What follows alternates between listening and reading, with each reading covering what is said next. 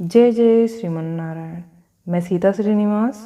आज मैं आप सबको बताऊंगी कार्तिक मास महात्म्य कथा अध्याय 23वां अध्याय बताने वाली हूँ कार्तिक मास की कथा का। तो ध्यान से सुनिएगा। नारद जी बोले, हे राजन, यही कारण है कि कार्तिक मास के व्रत उद्यापन में तुलसी की जड़ में भगवान विष्णु की पूजा की जाती है। तुलसी भगवान विष्णु को अधिक प्रीति प्रदान करने वाली मानी गई है। राजन, जिसके घर में तुलसी वन है वह घर तीर्थ स्वरूप है, वहाँ यमराज के दूत नहीं आते। तुलसी का पौधा सदैव सभी पापों का नाश करने वाला तथा अभिष्ट कामनाओं को देने वाला है। जो श्रेष्ठ मनुष्य तुलसी का पौधा लगाते हैं वे यमराज को नहीं देखते। नर्मदा का दर्शन, गंगा का स्नान और तुलसी वन का संसर्ग, ये तीनों एक समान कहे गए हैं। जो तुलसी की मंजरी से संयुक्त होकर प्राण त्याग करता है वह सैकड़ों पापों से युक्त ही क्यों न हो तो भी वह यमराज उसके पास नहीं जाता, यमराज उसकी ओर नहीं देख सकते। तुलसी को छूने से कामिक, वाचिक, मानसिक आदि सभी पाप नष्ट हो जाते हैं। जो मनुष्य तुलसी दल से भगवान का पूजन करते हैं वह पुनः गर्भ में नहीं आते, अर्थात जन्म मरण के चक्कर से छूट जाते हैं। तुलसी दल में पुष्कर आदि समस्त तीर्थ, गंगा आदि नदियाँ और विष्णु प्रभृति सभी देवता निवास करते हैं। हे राजन, जो मनुष्य तुलसी के काष्ठ का चंदन लगाते हैं उन्हें सहज ही मुक्ति प्राप्त होती है और उन द्वारा किए गए पाप उनके शरीर को छू भी नहीं पाते।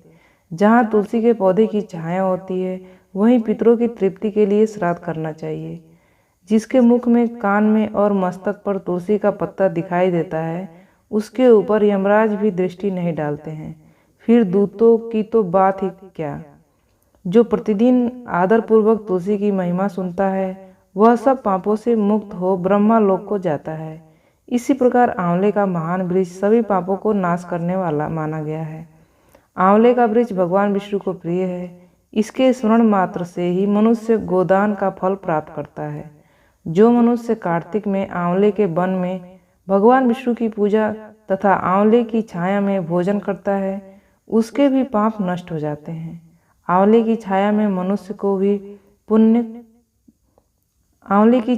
मनुष्य जो भी पुण्य करता है वह कोटि गुना हो जाता है। जो मनुष्य आंवले की छाया के नीचे कार्तिक में ब्राह्मण दंपति को एक बार भी भोजन देकर स्वयं भोजन करता है वह अन्न दोष से मुक्त हो जाता है। लक्ष्मी प्राप्ति की इच्छा रखने वाले मनुष्य को सदैव आंवले से स्नान करना चाहिए। नवमी, अमावस्या, सप्तमी, संक्रांति, रविवार, चंद्र ग्रहण तथा सूर्य ग्रहण के दिन आंवले से स्नान नहीं करना चाहिए।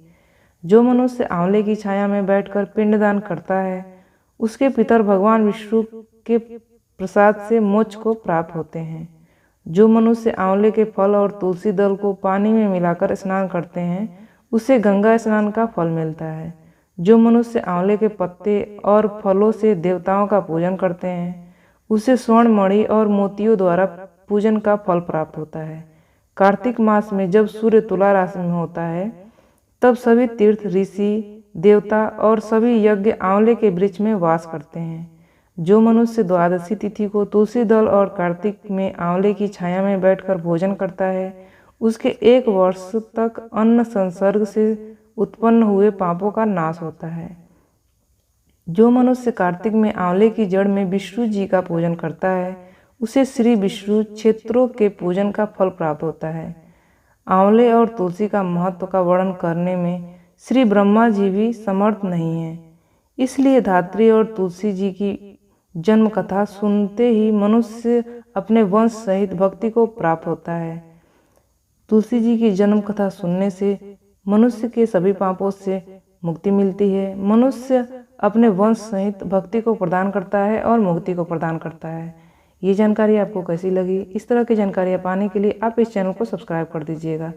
23वां अध्याय यहीं पे समाप्त होता है। आपका दिन शुभ हो, आपका दिन मंगलमय हो, इसी आशा और आशीर्वाद के साथ इस वीडियो को समाप्त करती हूँ। जय जय श्रीमन नारायण।